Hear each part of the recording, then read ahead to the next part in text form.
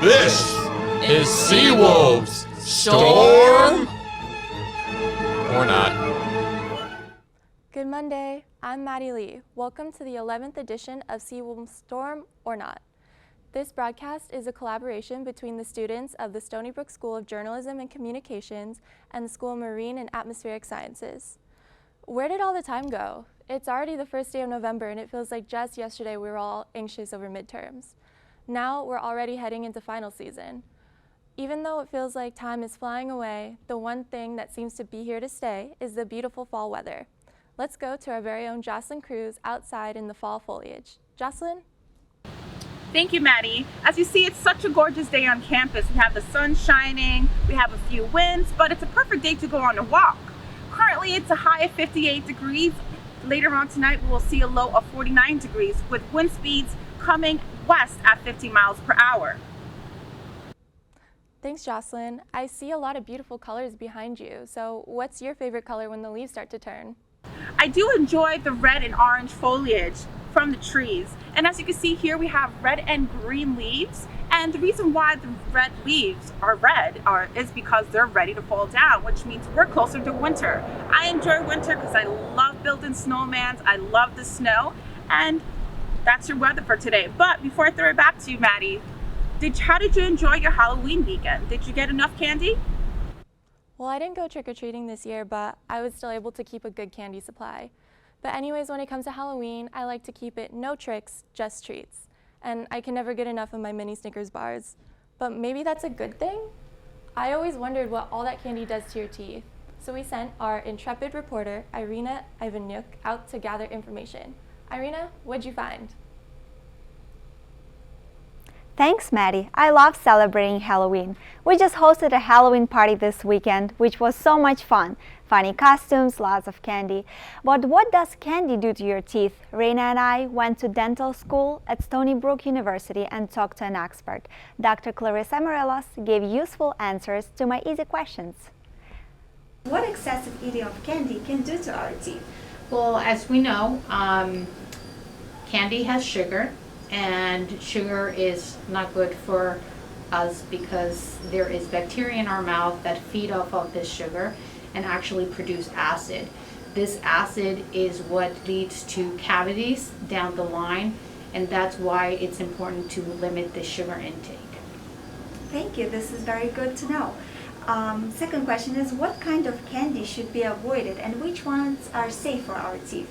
So candy in itself, because it has sugar, is not good for us. However, there is different kind of candy that can be a little bit better than others. For example, chocolate, I would say, is the best one because it is very smooth and it's easy to clean with the proper oral hygiene. Unlike gummy bears that can get stuck between your teeth, and for example, jawbreakers or anything that is extremely hard that can even fracture parts of the crown of your teeth, which could lead to a lot of more damage than just a cavity. That's why it's very important to have oral hygiene, including brushing twice a day with fluoridated toothpaste and flossing with dental floss. I came away with the better understanding of healthy key points that doctor explained. If you are a big candy lover like me, don't eat a bunch of your treasures all at once. Allow salivation to happen. Your saliva has a natural defense to restore teeth.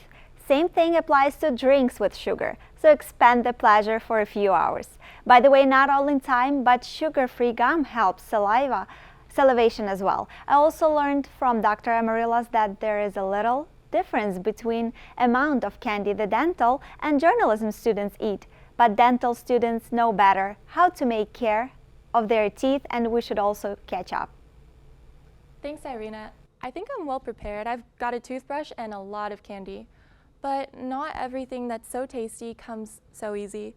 Long Island's famous seafood delicacies like scallops and oysters are suffering from a combination of global warming and local environmental hazards. Our man, Raymond Wilson, has a story of how the baymen, that's men who work the waterways out on the bays of Long Island, are doing this year. Spooky jack-o'-lanterns aren't the only thing haunting us this harvest season. Climate change is no longer just a scary story that threatens our future, but it is harming us here and now. For the third year in a row, the Peconic Bay's iconic scallops are dying in mass amounts before the harvest season begins. Research shows that the calamity is a result of high water temperatures and parasites that are annihilating the adult scallop population. Although Dr. Stephen Tuttlebach, a shellfish exologist for the Cornell Cooperative Extension's Marine Program, says that the parasites may not be as deadly as the rise in water temperatures.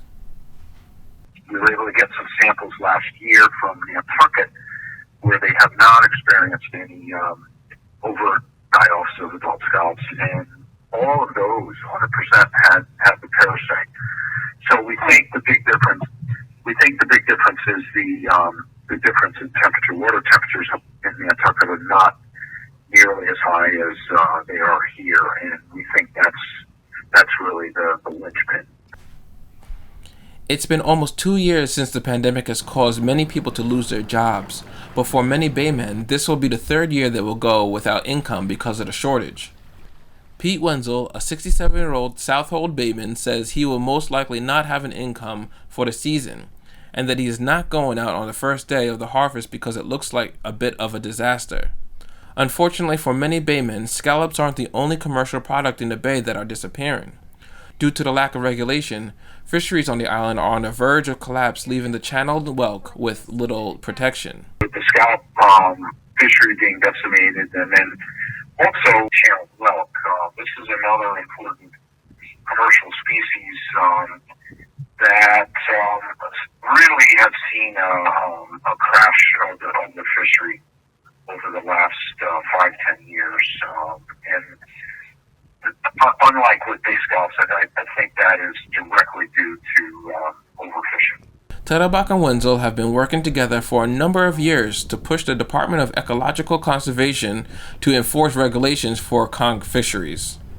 Wenzel himself has written regulations, but the DEC still drags their feet when it comes to putting the regulations in place. This is Ray S. Wilson reporting from the Great Peconic Bay, New York. That's a sad story, but to find out if we have any good news locally, let's go back to Jocelyn for our 7-day forecast.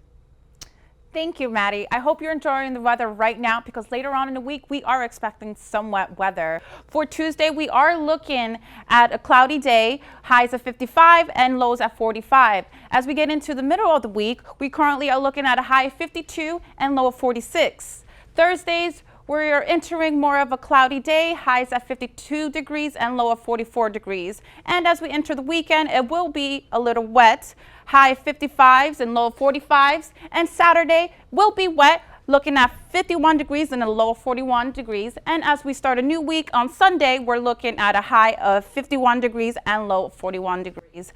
I hope that you are all prepared of this upcoming week's weather, dress appropriately and stay safe. And back to you, Maddie. Thanks, Jocelyn. I know, as a matter of fact, no matter the weather this weekend, I better buckle down and prepare for papers and finals for the end of semester. And boy, could I use some extra sleep.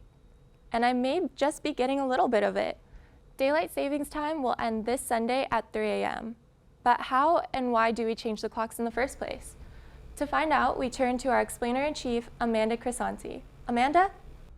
Thanks, Maddie. When I was younger, I memorized the phrases spring forward and fall back to remember how the times change each season. This means that on Sunday at 3 a.m., we will experience the time falling back to 2 a.m. Daylight saving time was originally an energy-saving measure introduced briefly by the government during World War I and then full-time during World War II. Washington aimed to minimize energy use and save fuel for the war effort. Nowadays, daylight saving time seems to operate more as a money-making custom, as the extra hour of evening light provides ideal time for shopping after work or other evening recreation. Some businesses can greatly benefit from this. The trick-or-treaters last night certainly enjoyed that extra hour of light to gather their treats, but not as much as the candy industry enjoyed the extra sales. Gardening, barbecue, golf, baseball, and tennis are just a few of the other industries benefiting from the sales that result from the additional months of daylight. Farmers may not share the enthusiasm for the daylight savings as cows don't change their clocks. Still, Many states are proposing legislation to keep daylight saving time year-round, which may not be far off, as we've already seen an increase in observation from 50 to 65% of the time since daylight saving time's inception began. Back to you, Maddie. I've never thought about it before, Amanda, but I think I might like to keep it all year for consistency. And consistency might be good for our generation. We're dealing with a lot of change, and how to deal with it is the main topic on the international agenda this week when world leaders meet in Glasgow, Scotland, to figure out how to follow up on the Paris Accords. The meeting comes under the auspices of the United Nations, and surprisingly, the part of the UN that deals with developmental programs made this short film as a warning to us all. It's surprising because the UN is so careful, conservative, and doesn't want to offend anyone.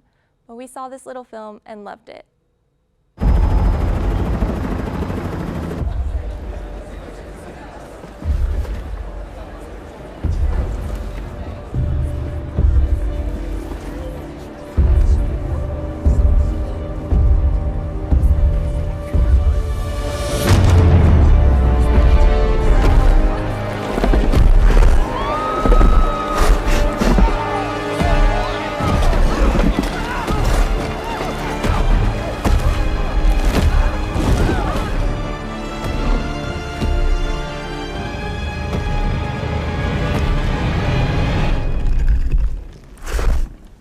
You okay?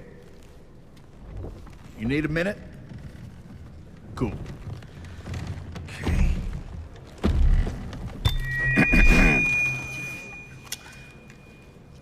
Listen up, people. I know a thing or two about extinction. And let me tell you, and you'd kind of think this would be obvious, going extinct is a bad thing. And driving yourselves extinct? In 70 million years, that's the most ridiculous thing I've ever heard. At least we had an asteroid. What's your excuse? You're headed for a climate disaster, and yet every year governments spend hundreds of billions of public funds on fossil fuel subsidies. Imagine if we had spent hundreds of billions per year subsidizing giant meteors. That's what you're doing right now. Think of all the other things you could do with that money. Around the world, people are living in poverty. Don't you think helping them would make more sense than, I don't know, paying for the demise of your entire species?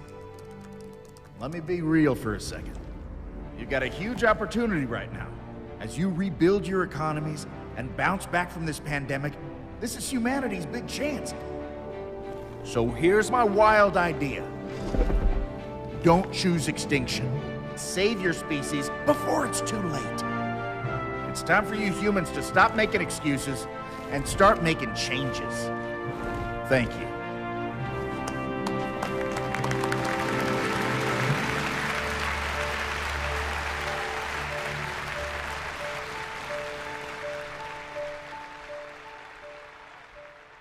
Generally, I really don't like dinosaurs. They make me a little uncomfortable.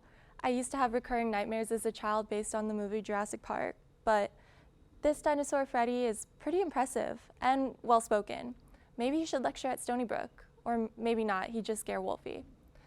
That's all we have for you this November 1st, but remember, with the weekend coming, set your clocks back 1 hour. We don't want you to miss next Monday's Seawolves Storm or Not. Enjoy your extra bit of sleep. I'm Maddie Lee, and we'll see you back here next week.